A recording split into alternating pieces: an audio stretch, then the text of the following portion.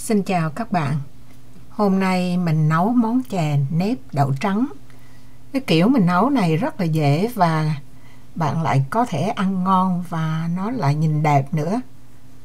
Bây giờ mình mời các bạn theo dõi cái cách của mình nấu nha. Nguyên liệu mình sẽ xài là đậu trắng. Mình xài 200g đậu. Đậu này rất là cũ rồi. Bạn có thể nấu trực tiếp hoặc là mình đem nó ngâm với nước. Mình thì ngâm nó khoảng là 4 tiếng đồng hồ. Sau đó thì mình đem ra mình xả rửa lại cho sạch.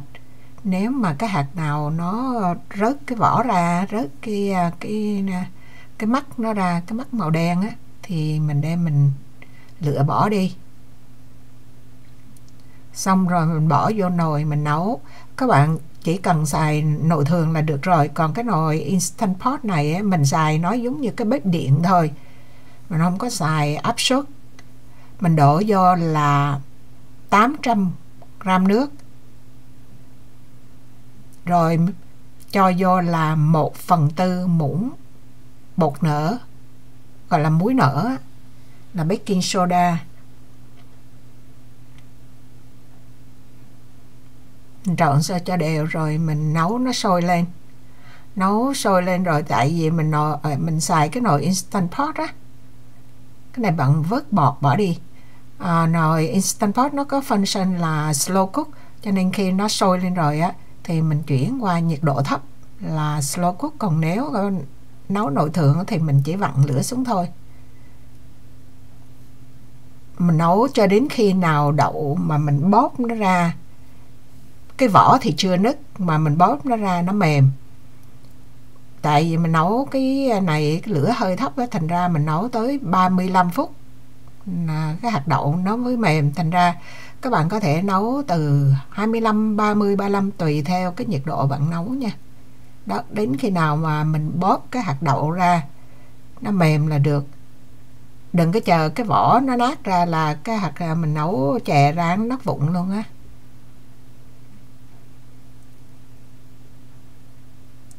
Xong rồi á, thì mình đem mình đổ cái nước nó đi, mình dội lại nước sạch.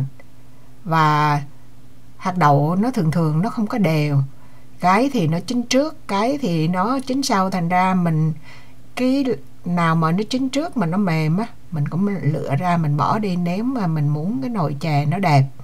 Còn không á thì mình nát ăn cũng được, khỏi cần lựa. Vì mình làm YouTube cho nên mình phải lựa bỏ nó ra để mình chụp hình cho nó đẹp á. Lựa mấy cái hạt nát ra, xối lại cho sạch hết mấy cái bột á.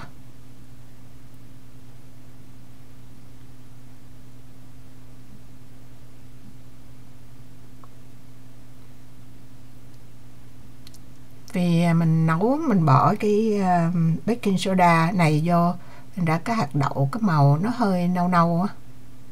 Có nhiều khi cũng tùy cái loại đậu, có nhiều khi mình nấu nó ra cái màu gọi là hồng hồng á.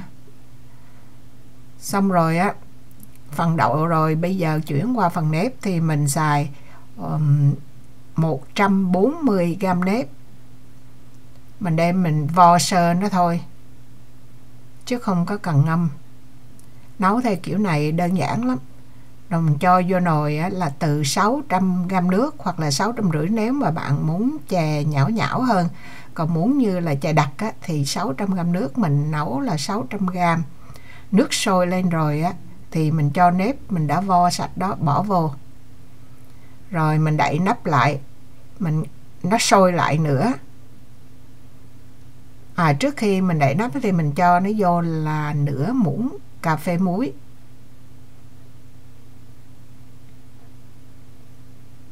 Khi mà nó sôi lại á thì mình để nó sôi cỡ 1-2 phút. Xong rồi mình cho đường vô.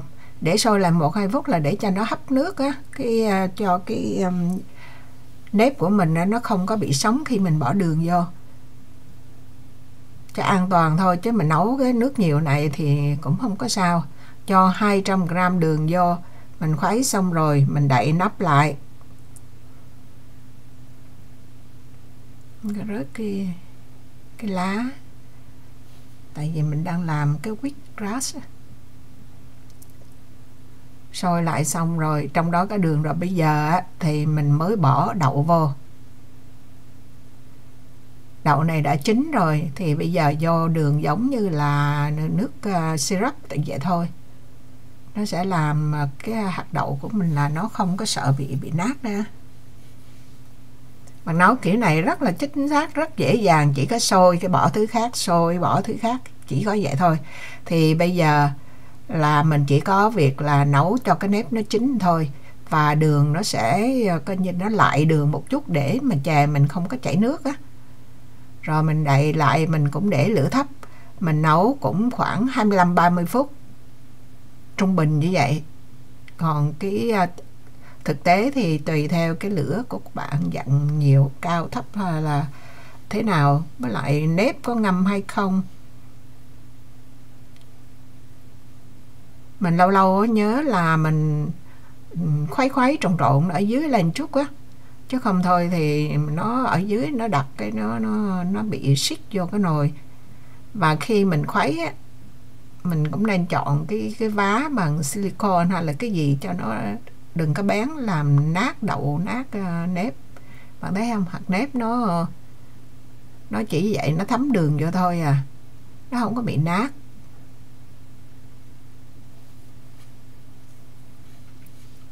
Rồi cứ tiếp tục vậy đến khi mà cái hạt nếp nó trong thôi.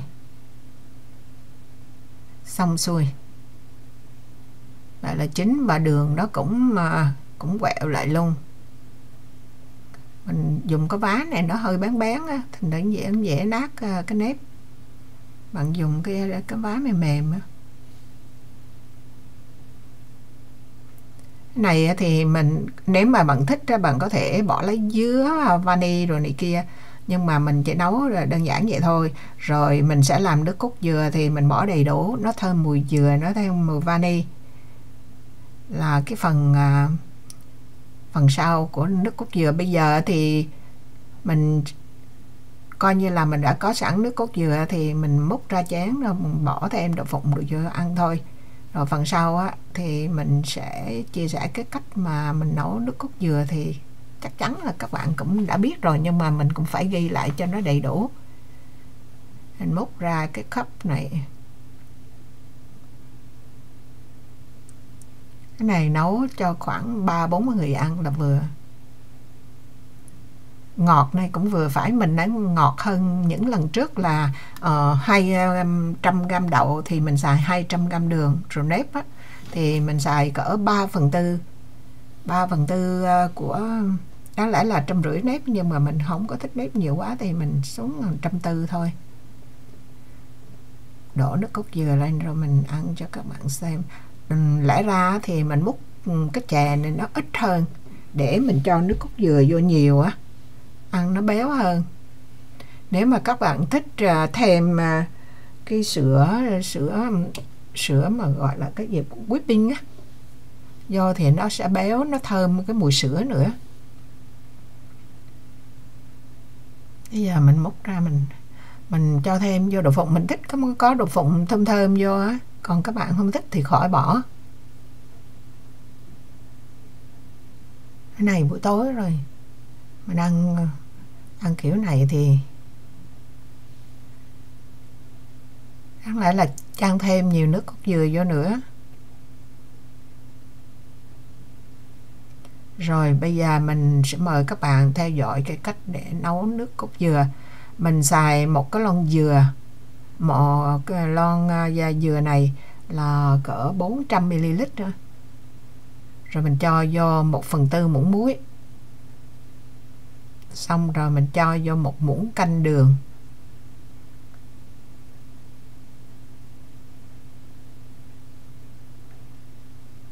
Rồi trộn đều nó lại thôi. Trộn đều nó lại rồi mình bắt lên bếp thôi. Cho vani vô nữa chứ. Vani là xài vani nào cũng được, nhưng mà bữa nay thì mình lười biếng, mình lấy luôn cái vani này gần, tại vì sợ để lâu nó lên cái mùi chua chua á, thành ra mình xài cho hết cái vali nước này. Rồi mình sẽ hòa một muỗng canh cornstarch là gì quên rồi hả? Cornstarch là bột bắp, tinh bột bắp, rồi với 2 muỗng canh nước lạnh mình để sẵn đó. Rồi mình bắt cái chưa trộn vô nha, mình để cái mình bưng cái nồi hồi nãy mình làm á, xong mình bắt lên bếp. Mà các bạn nhớ lửa thấp thôi nha, lửa cao á là nó cháy liền á. Rồi nó gần sôi lên rồi á, mình mới đổ cái nước bột bắp, tinh bột bắp nó vô, rồi mình khuấy lại cho đến khi mà mình thấy nó sôi, gần sôi á, nó hơi bùng bùng lên là mình tắt lửa, là bắt cái nồi ra khỏi bếp liền. Chứ đừng còn để trên bếp á là nó sẽ bị cháy ở dưới á. Mình để chậm chút là nó cháy ở dưới á. Rồi, chỉ có vậy thôi. Bây giờ mời bạn xem lại những cái tô chè của mình á. Nhìn hấp dẫn lắm, ăn nó cũng cái mùi. Tại vì trong cái nước cốt dừa này mình bỏ thêm sữa, mình bớt dừa ra mình bỏ thêm sữa đó. Đó là cái cách nấu của mình, còn các bạn xài hoàn toàn bằng dừa cũng được. Rồi cái cách nấu chè đậu trắng của mình hôm nay đến đây là xong. Cảm ơn các bạn đã theo dõi, hẹn gặp lại các bạn trong những video kế tiếp. Bye bye.